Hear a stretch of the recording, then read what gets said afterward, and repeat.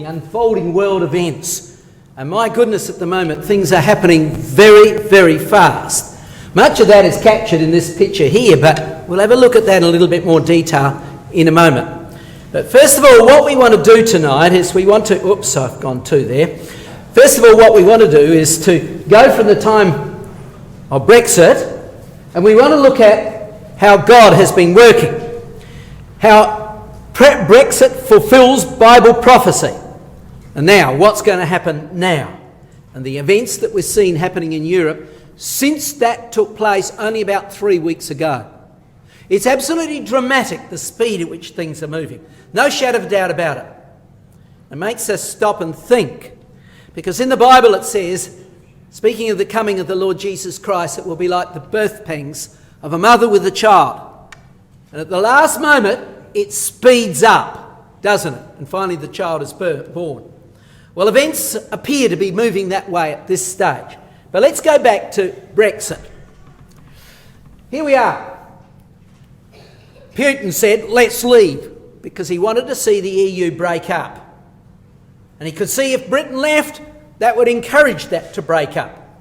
Whereas Obama would like Britain to be in there and the EU to stand together to keep Russia back. And of course, Mr. Cameron said stay for business reasons. Whereas this man over here, well, for political reasons, he pushed that way. And he saw that as being the way in which things should go. But a lot of people have been involved in this discussion. Here's the headlines of one of the papers. EU going in the wrong direction, she says. And she, quietly speaking to one of the politicians, pointed out that she felt that Britain should leave. Britain should leave. Allow Britain to have its independence, so to speak. But more on that in a minute. Well, where did the EU really come from? Well, it really began at the turn of the last century. 1914-18 was the war to end all wars, the Great War. So scary, so terrifying, they said, look, that's it. We'll never have another war. But along came the global depression. And the consequence of that, the spin-off of that, was World War II. Again, only a few years, 10, 20 years later on, they're in a world war again. Where's it going to end? Well, with the close of that war, nuclear weapons were used. Here we are, terrified. The bomb that has changed the world. If we have another war, where's it going to end this time? Where's it going to end this time? So Churchill, in 1946, stood up over in Germany and he said, look, we've got to change the way Europe's run so that Germany doesn't feel it needs to occupy the other countries. They ought to be one united bloc. Something like the United States of America. Let's call it the United States of Europe. Of course, it changed its name as time went by.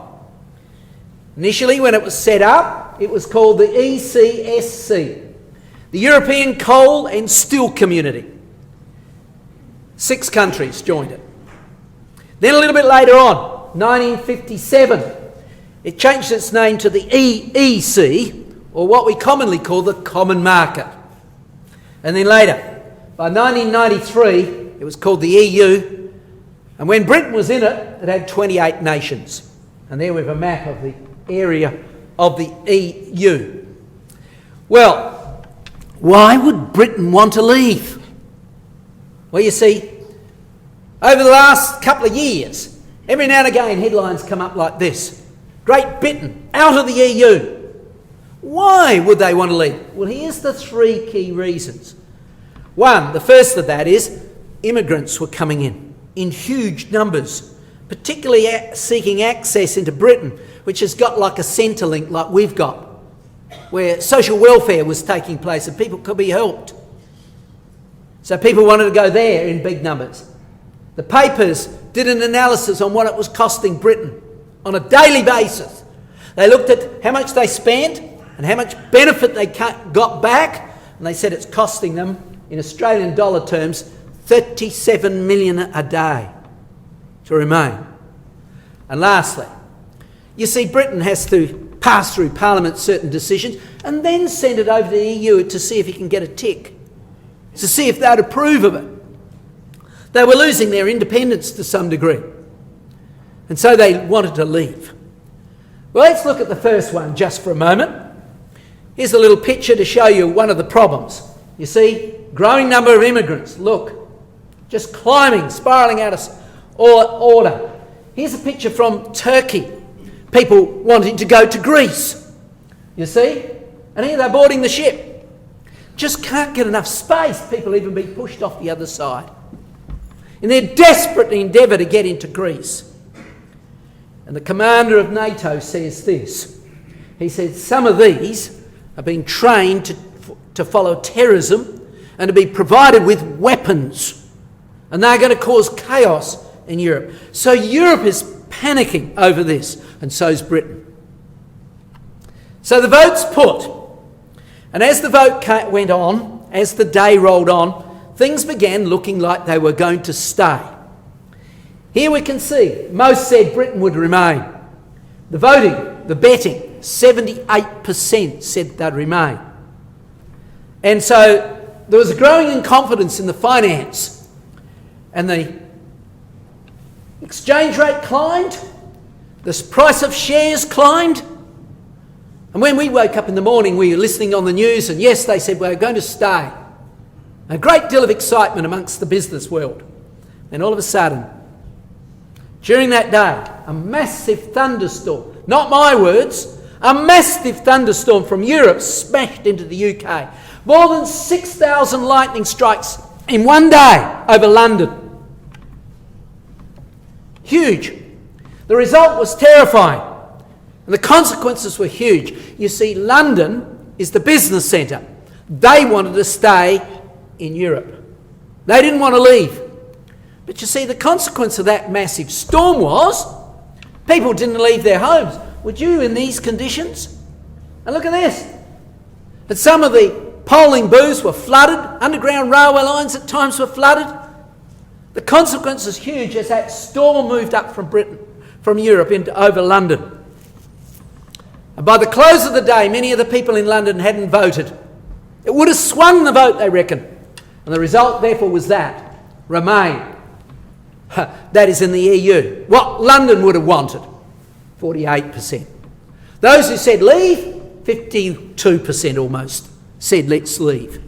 And so that carried the day. So by the end of the day, the result went the other way. Look, the exchange rate plummeted to the lowest in 30 years, right back to 1980 something, 1985 I think it was, when that price of exchange rate was met. And the share market plummeted. It was a real bombshell, they said, to the economics of Europe. Well, we'll see as time goes by. You talk to me afterwards and I'll talk to you a little bit about what the consequence of that is going to be economically. And I think you'll see it's probably going to help Britain, but we'll see later. But let's stick to the things that we're talking about tonight. Should we be surprised?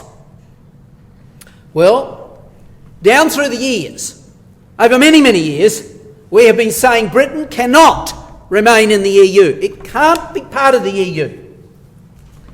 There's Help Israel, way back, 160 odd years, 1848, Dr. Thomas said, Britain cannot be included among them, that is Europe. Later, about 10 years later on, exposition of Daniel. At the time, the old world will be divided into two great adverse confederacies, of which Russia and Britain will be the powers thereof, be chief. So they will go two different ways. And of course, more recent books. Graham Pearce said, Britain will separate from Europe. Paul Billington, Britain's eventual exit from Europe is a certainty. So we can see the situation developing. Well, how did it happen? Well, a storm did it. Is that a surprise to us? Well, not really. See, the Bible says God works through his angels who often use storms. Last month we've read of 2 occasions in the Bible readings that spoke of that. Praise ye him, all his angels. Praise ye him, all his hosts. Fire, hail, snow and vapour, stormy wind, fulfilling his word. So you see, we've anticipated it from the word of God over the last 140, 160 years. And sure enough, It's happened. God's work has been done and Britain has left. But why does the Bible say that? How can we prove that? Well, Ezekiel 38 is really the beginning of it. Ezekiel 38 describes a massive invasion of the land of Israel by Russia and Europe, opposed by Britain. Now let's first of all date this chapter. Let's see when it's being written. We've got it open before us from our readings. So when does Ezekiel 38 come to pass? Well, the best clues come from verses 14 through to verse 16. Let's have a look at them carefully. Verse 14. Therefore, son of man, prophesy and say unto Gog, thus saith the Lord God, in that day when my people of Israel dwell safely, shall thou not know it? And that word there, safety, is better rendered confidently. Go to the Middle East. One of the most confident countries in the Middle East at the moment is Israel. It's in the land. When did that happen? From 1948 onwards. So it's in our day. Look again a little bit later on. And just to highlight that, let me go back. To highlight that, look at verse 16. And thou shalt come up against my people of Israel as a cloud to cover the land. It shall be in the latter days, and I will bring thee against my land, that the heathen may know me, when I shall be sanctified in thee, O Gog, before their eyes. So we can see Israel in the land and in the latter days. Clearly our time. While we're living today. But you see, what's going to happen at that time? What's going to happen in our day in the Middle East? What does this chapter say? Well, it says that land is going to be invaded from the extreme north. Look at verse 15. Let's read it carefully. And thou shalt come from thy place out of the north parts, thou and many people with thee, all of them riding upon horses, and a great company and a mighty army. Now, many of the modern translations, ESV, RSV and such like, render it the uttermost parts of the north. Now, I could ask the young people, how far north can you go? Well, if we go north from Israel, there's Israel, and go north. We go right up here, we get to the North Pole. It's the furthest you can go. After that, it's all south, isn't it? Okay? What's just south of the North Pole, the uttermost parts of the North Pole? Russia. Out of that area, there's going to come invasion that's going into the Middle East. Russia will invade the Middle East. But now, who's going to be with them? Who's going to assist them? Well, have a look at verse 2 and 6. Now, we haven't time to look at it in any detail, but Russia is described in verse 2. And if anybody wants to ask me proof of that later, I'll be happy to give it to them. But let's read verse 2. Son of man, set thy face against Gog of the land of Magog, the chief prince of Meshech and Tubal, and prophesy against him. Now, Gog is the name of the leader of Russia. It's not a name, but it's a title. The one at the top, the supreme leader. But he's also associated with Magog. Now, we're going to come back to that in a minute when we'll have a look at the historians. Look at verse 6. Well, maybe verse 5. Linked with Arab countries, which Russia is already linked with. Persia, Ethiopia, Libya with them. All of them with shield and helmet. But look at the next verse. Gomer and all his bands in the house of Togarmah of the north quarters, and all his bands, and many people with them. So the ones we're going to look at is Magog and Gomer. Let's first of all look at Magog. The historian Herodotus, writing about maybe before the time of Christ, he said this. He said, the ancient and widely extended people of Europe who spread themselves from the river the river Don westward along the Danube, these are they of Magog. He used the term to describe that area. And so here is Magog. Between those rivers, it includes Germany, further towards Hungary and such like, but it's northern and central Europe that it's been described. And the other country was Gomer. Gomer also has another name of the Gauls. And those who well read in their asterisks and obliques will know who the Gauls are. The young ones here, because they come from France, don't they? So if we put them together, there we can see the alliance that's going to be formed. Russia, Rosh, Meshach and Tubal, verse 2. Along with Magog, verse 2. Verse 6, Gomer. In other words, virtually all of Europe will be allied to Russia, will be united with Russia. That's fascinating. That's the way it's got to be scripturally. Now, we can prove that by other means. First of all, we take Daniel's image. There's Daniel's image, but, in a sense, you probably should see that laying down, because after Babylon came Medo-Persia. After Medo-Persia came Greece. After Greece came Rome, and after that, Europe. But if you come with me to Daniel chapter 2, that's not the way we should understand that. If you haven't coloured this in, this is worth doing so. Dr. Thomas, way back in the 1840s, showed this to be quite different, really, in some regards. The whole image must stand up together. Daniel chapter 2. Look at verse 28. But there is a God in heaven that revealeth secrets and maketh known to the king Nebuchadnezzar what shall be in the latter days. So this chapter describes this image and says it relates not to history down through time primarily, but to the latter days. Now have a look at verse 35. Then was the iron, the clay, the brass, the silver and the gold broken to pieces together. So this has got to be united. It can't be one after another. It's got to be together. And lastly, come with me to verse 44. In the days of these kings shall the God of heaven set up a kingdom which shall never be destroyed. And the kingdom shall not be left to other people, but it shall break in pieces and consume all these kingdoms, and it shall stand forever. So it's destroyed as one. So how can that be? Well, this is really what's going to happen. It's the territories. The territory of Babylon included Syria and Iraq.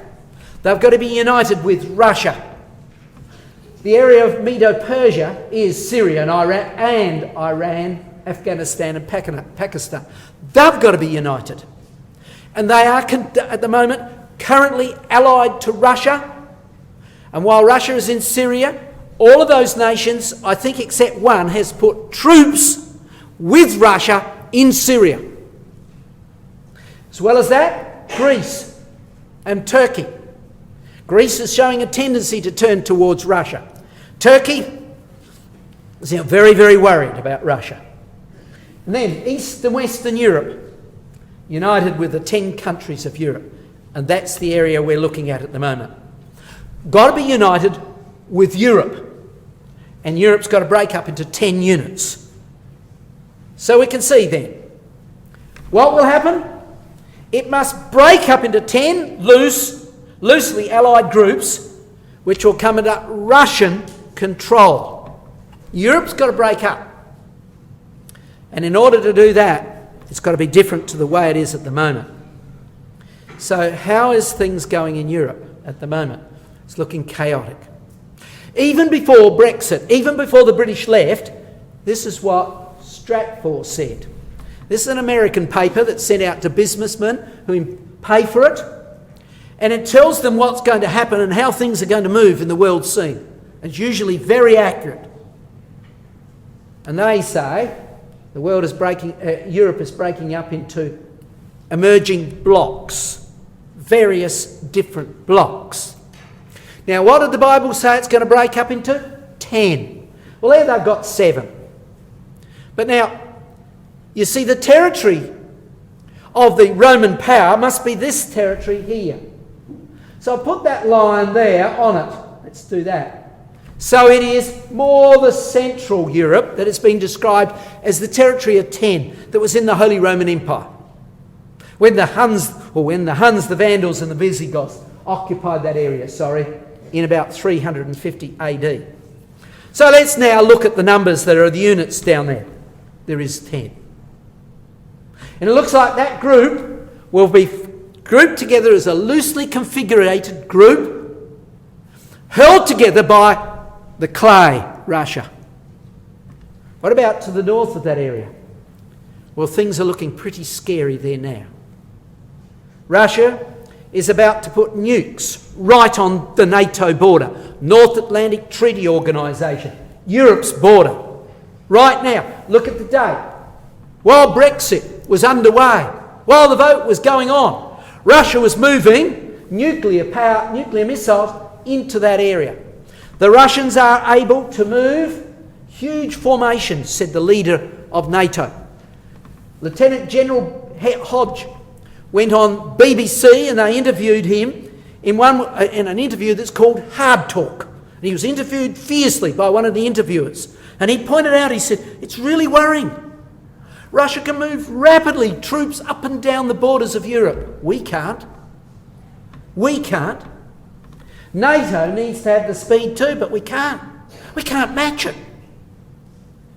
And so they decided they'd better do something to try and tell Russia to back off. And they called together nations in Europe only a few weeks ago and did a manoeuvre called Anaconda 16 exercise in Poland. They called together from Europe and from America and from Canada 31,000 troops from 24 nations to show Russia they would do something. And how did Russia view it? Russia looks like it's going to try and capture this block over here. See that little red line? 40-mile chink in Europe's border. You see, to north of that is Lithuania, Latvia and Estonia, the Baltic states. Then there is Kaliningrad. This little part there, Kaliningrad in yellow, is Russian territory. When the Iron Curtain came down, 1989 through to 1991, thereabouts, the Russians never left that area. They retained control over it. They've got tens of thousands of troops there now. They've got many missiles in there. Many of those missiles they are now capping with nuclear weapons and saying to Europe, just look out. If you fail to do what we want or try to oppose us, we may use those. Then, this country here, Belarus, is pro-Russian. And just in the last few days, Russia has been moving large amounts of equipment into Belarus. They're building nuclear missile bases in Belarus. The point is, if they can capture that 40-kilometre land bridge, those countries to the north cannot get aid over the land. They can only get it from the air. The most northerly one, just off there, up there where my pointer is, Estonia, about 6 months ago said to America, we're terrified of what's going on.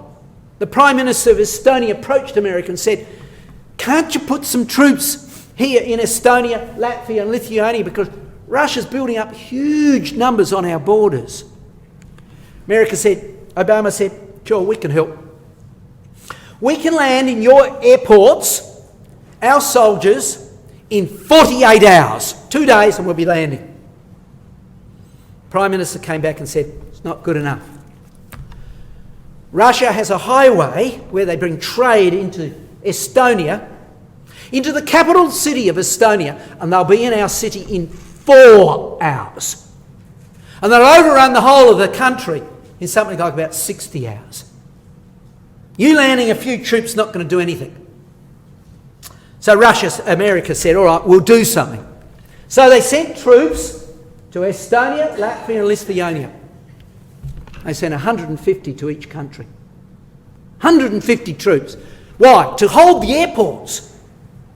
That's not going to work. You need tanks, you need heavy equipment and such like. Can't get many of them coming in by plane. And on top of that, many of the people in these countries here are Russian speaking. They were people who were Russians when the Iron Curtain was there. They set up businesses there. They came from Russia. They began to run the country when it was under Russian control, back before 1990. And when Russia left, Russia was economically destitute. Oil price at one point had reached $12 a barrel. And Russia couldn't afford even, large quantities of food for its people. They were in really desperate plight. So the Russians, didn't go home. They stayed. And now Russia has approached all of them and said, if you're Russian speaking, and you've got a young man in your household, who's anywhere between 18 and 35-year-old. He's part of the Russian army. We will pay him eventually. He's not to wear the uniform. In other words, he's an insurrectionist. And when we come, he's on our side.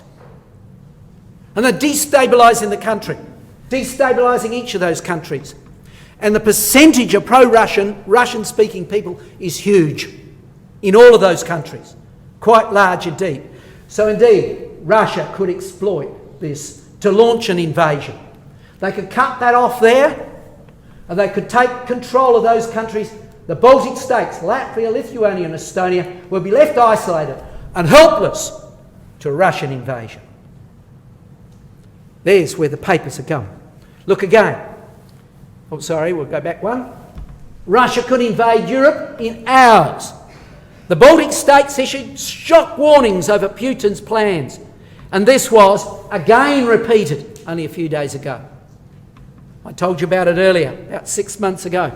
But now they're saying it again. Russia could launch an invasion into Eastern Europe within hours. Poland and the Baltic states could be over in a moment. And further to that, the commander, the one we spoke about before, of NATO, who was interviewed on BBC, he said this, he agreed that the Russian forces could conquer the capitals of Baltic states, Latvia, Lithuania and Estonia in 36 to 60 hours, all over for those countries. So what are they hoping to do? They put 31,000 people, soldiers in NATO, manoeuvring them around, trying to say, look, we will react. Here's how the paper sees it. NATO allies have put 4 battalions at eastern border with Russia. See? A warning.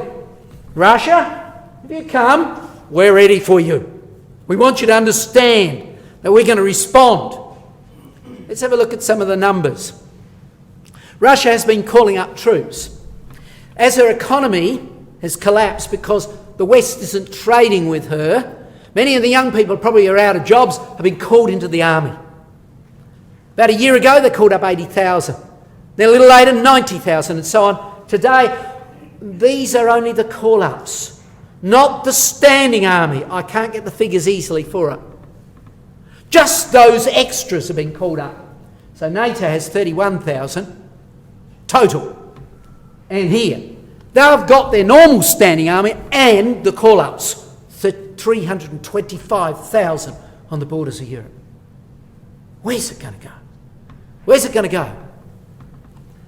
Well, I think that they will take control of some of the northern states or countries. But to the south, I believe it's going to collapse and be taken over by alliance with Russia. Here we are. NATO unity tested by Russia shows some cracks. What is it? The New York Times, and look at the date, June the 8th, 3 days ago. It's starting to crack up, starting to break. Lurking beneath the veneer of unity was growing evidence in Warsaw, where all of the NATO nations had met together only a few days ago, of fissures, cracks within Europe. Germany and France and Italy are showing signs of wavering. Renzi of Italy recently took part in the St. Petersburg Forum. That was a meeting to talk about how they're going to control Europe. He went up there, joined Russia in it. Hollande de France has talked about the need to engage Russia. Engage with Russia, that is. A former United States ambassador to NATO said, I was struck by the divisions within Europe's leadership. Eventually, it will be 10. And so Europe is breaking up before our eyes. But let's come back to Ezekiel 38 for a moment again. You see, the Middle East is going to be invaded, isn't it? Ezekiel 38 says that. But when it does, who opposes the Russian alliance? That alliance between Russia and Europe, who's going to oppose that? Let's look at the names. We'll pick it up in verse 11. And thou shalt say, I will go up to the land of unwalled villages, that's Israel. I will go to them that are at rest, that dwell safely or confidently, all of them dwelling without walls, having neither bars nor gates, to take a spoil and to take a prey, to turn thine hand upon the desolate places that are now inhabited, and upon the people that are gathered out of the nations, which have gotten cattle and goods, and dwell in the midst of the land. There's Israel. It's going to be invaded by that confederacy we spoke about. Russia joined with Europe and many of the Arab countries. But look, verse 13. Sheba, Dedan, and the merchants of Tarshish, with all the young lions thereof, shall say unto thee, Art thou come to take a spoil? Hast thou gathered thy company to take a prey? To carry away silver and gold, to take away cattle and goods, to take a great spoil?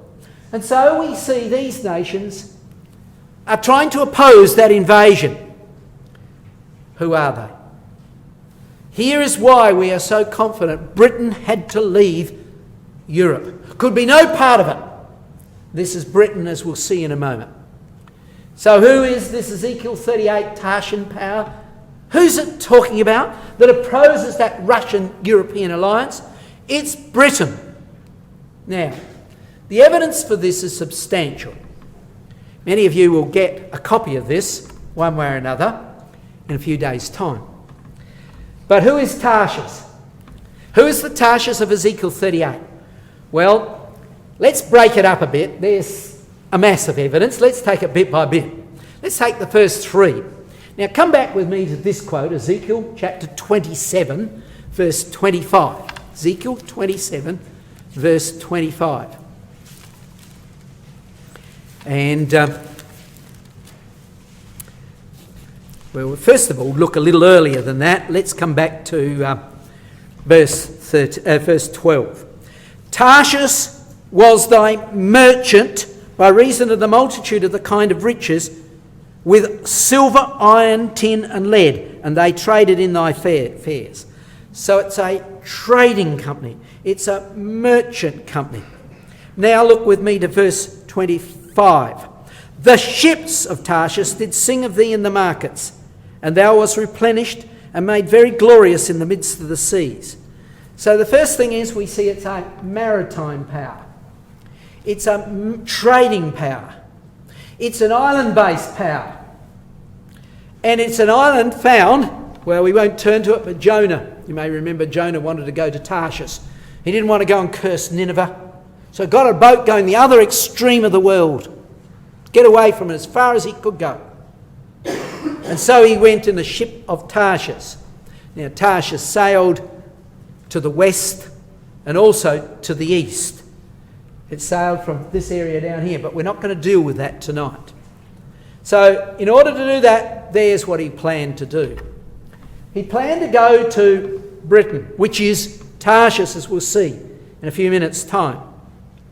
Further evidence for it, look what it traded in. We read that a second ago. Traded in tin, lead. If you're not so good at the chemistry, there's the words of the metals that it traded in.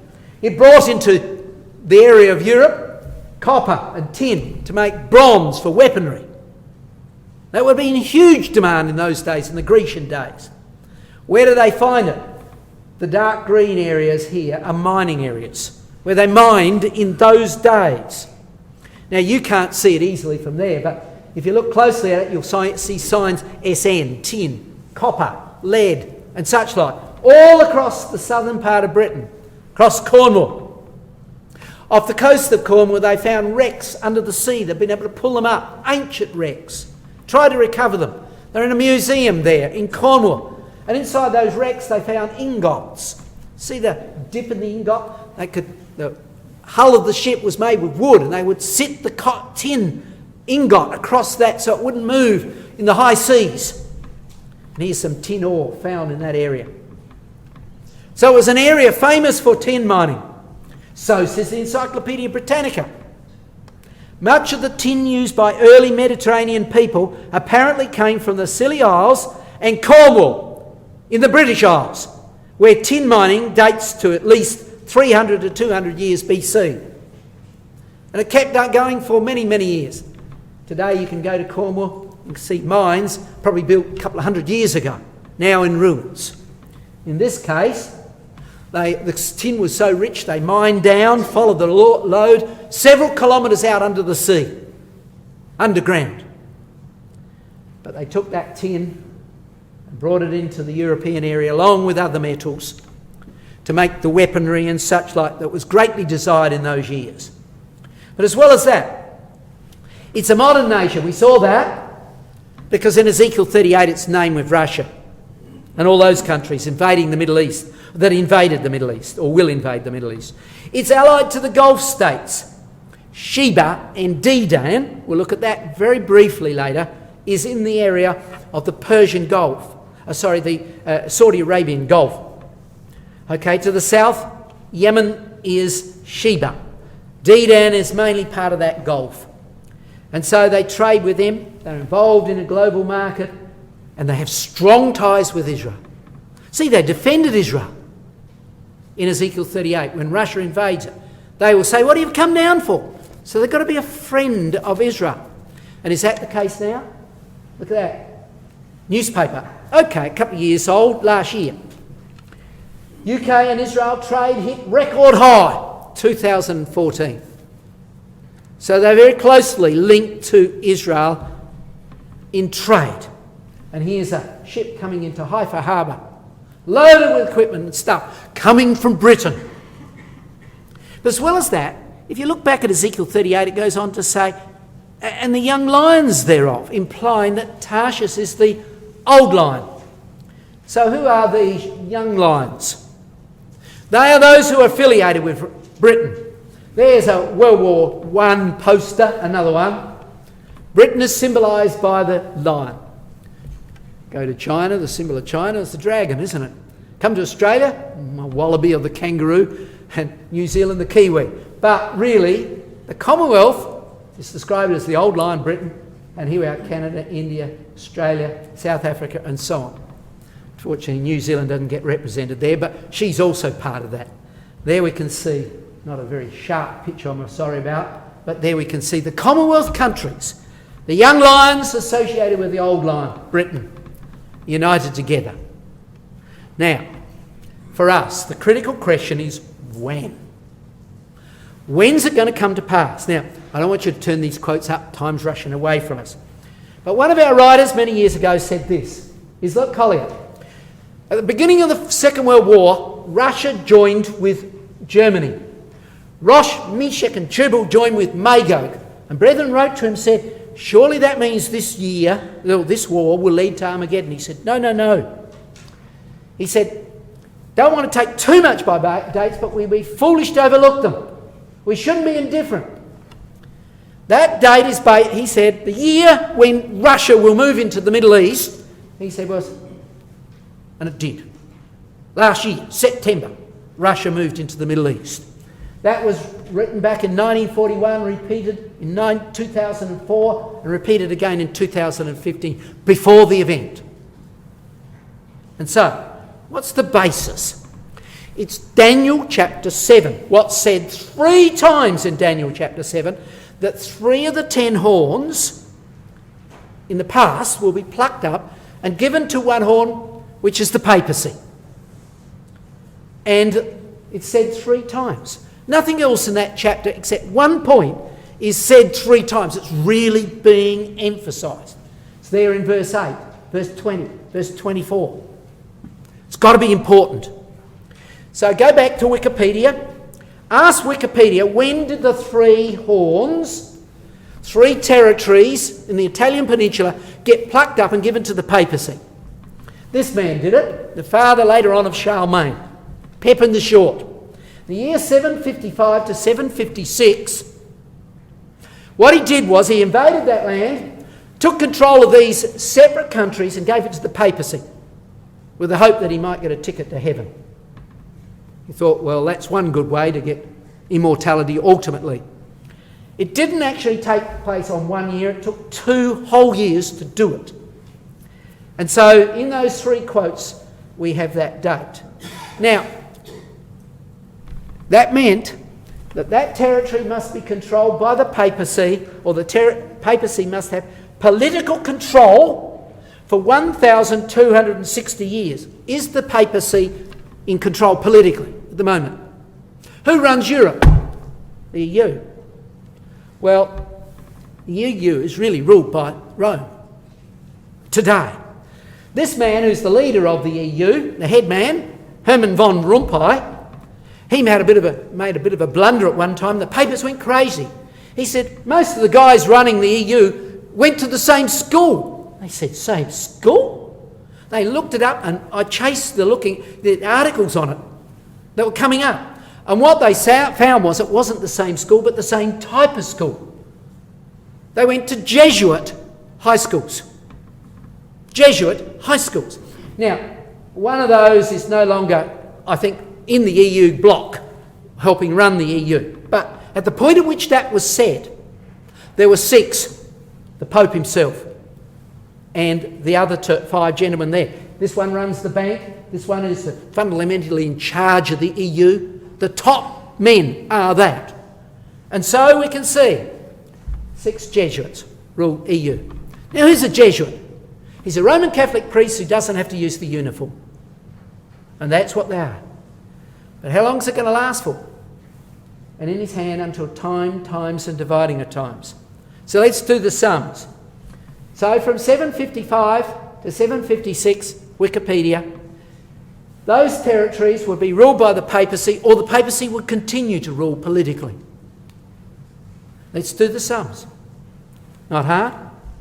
2015, and it was take over 2 years. Russia moved in last year in September, so it should run through to about 2017. More things could happen in that area. And my belief is the EU will break up in that time, and Russia will affiliate with it. And the political power of Europe will be taken over by Russia, not by the Pope, by Russia. And the Pope will remain a religious head. What is the paper saying now? Look at the date. Real danger isn't Brexit, it's the EU break-up. The Guardian newspaper, not a light reporter. He says the union could be destroyed while Russia waits to prey on its remains. That's exactly what the scripture says. Putin's Russia has a vital interest in the break-up of the EU. EU falling apart. Again, the Express, a London paper. Now Holland wants its own referendum to follow historic Brexit vote. 9 out of 10 Dutch people want to vote. Hey, you wouldn't ask for a vote if you wanted to stay, would you? And now, after Brexit, or the day it closed, here's the Washington Post. What does it say? These countries could be the next to leave the EU. Now Britain has left. Sweden, Denmark, Netherlands, Poland, Hungary, Greece. It's looking fractious even now. And here's a political cartoon we saw before. Very acute. Here's Britain leaving.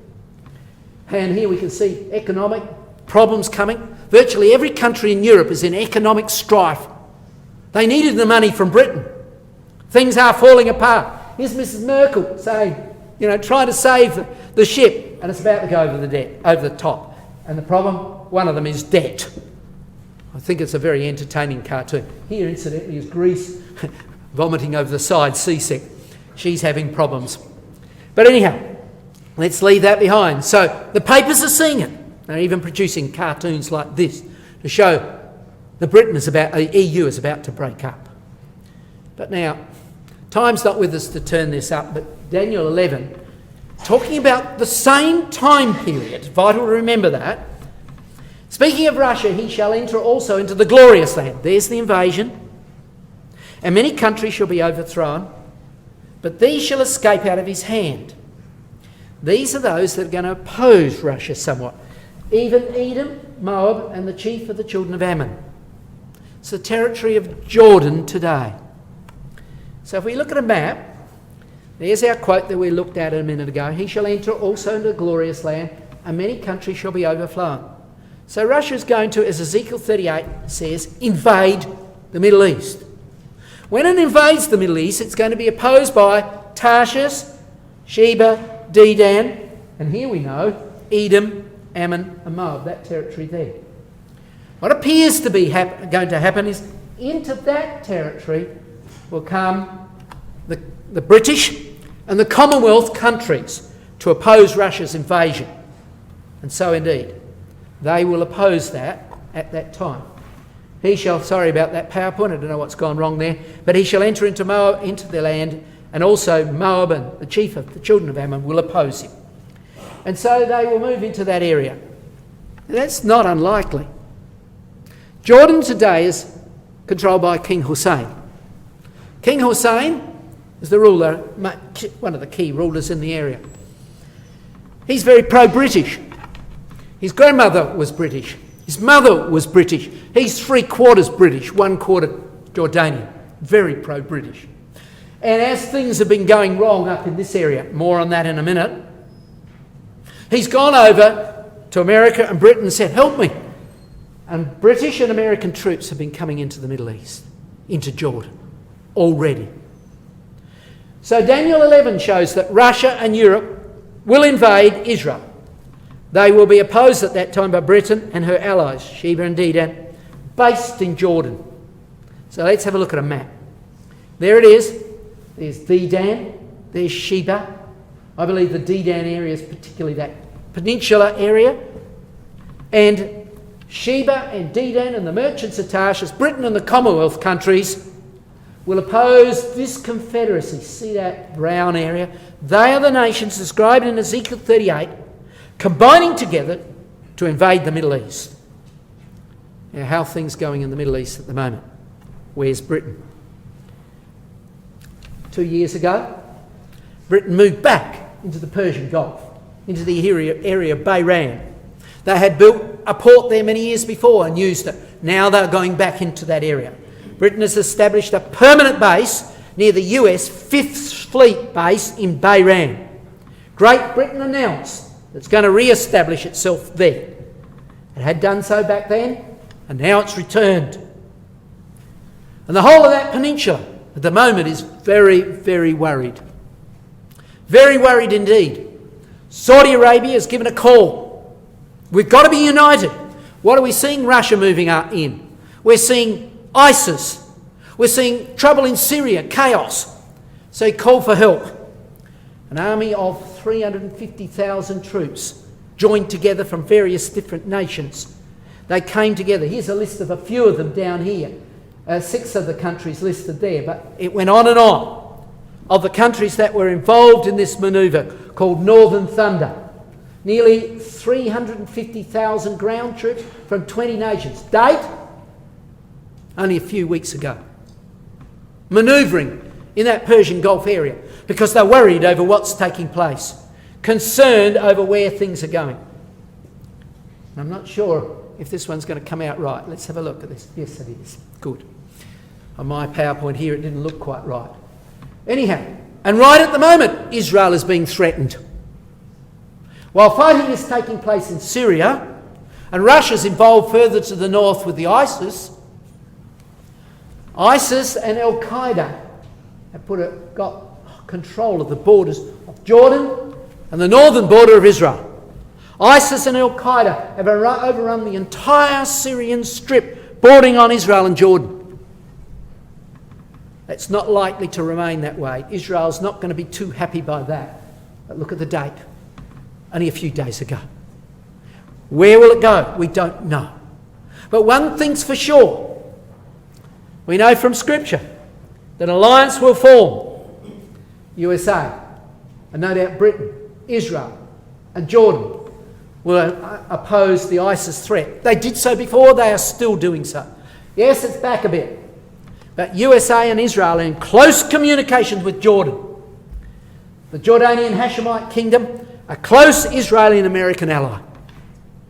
So now, those forces are in the Middle East. They're in that area, and they are somewhat united to oppose what's taking place in Syria. Where will it end? We know what is going to happen. The Bible very clearly shows that Europe will unite with Russia, will invade the Middle East, and when they do, it will be opposed by the Tarshish countries. But before that happens, Christ will return. Look at this. Going aside now from our subject, we won't return to it anymore.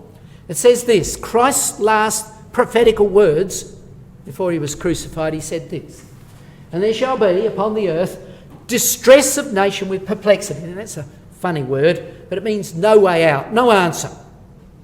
So he says, before I return, I want you to understand that the world will be in an utter chaotic state. Nobody will know the answer.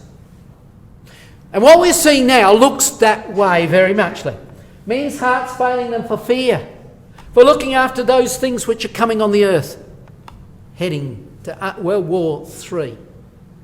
And then he went on to say this, and I think we need to pay attention to this acutely. He said, when these things begin to come to pass, then look up and lift up your heads, for your redemption draweth nigh. Now I ask you, how long have we got? Has it begun? My goodness, it looks it. It certainly looks it. We haven't got long. And what's going to happen? Well, Christ will return. Acts chapter 1 verse 10, we know it off by heart. And he ascended, didn't he? He went up, and two angels, stood by them in white apparel, which also said to the disciples, Ye men of Galilee, why stand ye gazing up into heaven? This same Jesus which is taken up from you into heaven shall so come in like manner as you have seen him go into heaven. He'll return again. And when he does, he will bring finally world peace. As Revelation concludes, Revelation 21, second to last chapter, and God shall wipe away all tears from their eyes, and there shall no more death, neither sorrow nor crying, neither shall there be any more pain, for the former things are passed away. A wonderful kingdom will be established worldwide, from one end of the earth to the other, even maybe China. I like that picture. I thought it was a wonderful picture showing a good smile. And indeed, that will be the kingdom age. It will be a wonderful time at that time. But look, before Christ ascended, just maybe 10 minutes before, he turned to his beloved disciples and he said to them these words, and we need to notice this acutely. He said unto them, Go you into all the world and preach the gospel to every creature. And that's what we're trying to do now. He that believeth and is baptized shall be saved, but he that believeth not shall be condemned. And it's pretty straightforward. 3 essential steps to salvation. Number 1, believe the gospel, the good news that is found in the scriptures, that there is going to be a kingdom on this earth. There will be a resurrection. The fundamental knowledge of the scriptures we must know. And having but known that and believed that, we must then be baptized. Baptized in total immersion in water, committing ourselves to serve God and his Son. And then remain faithful until he comes. Well, the days are indeed short. Has it begun to happen in the Middle East? My goodness, it has. Has it begun to happen in Europe? My goodness, it has. How long have we got? We don't know. But at the moment, it looks like the birth pangs of a mother with a child. It's not as if we're waiting months. We only seem to be waiting days and weeks for the outside, and things are moving. So it's really appropriate for us. If we haven't been baptised, then look seriously at it. But if not, remain faithful until he comes. The time is indeed short. Thank you.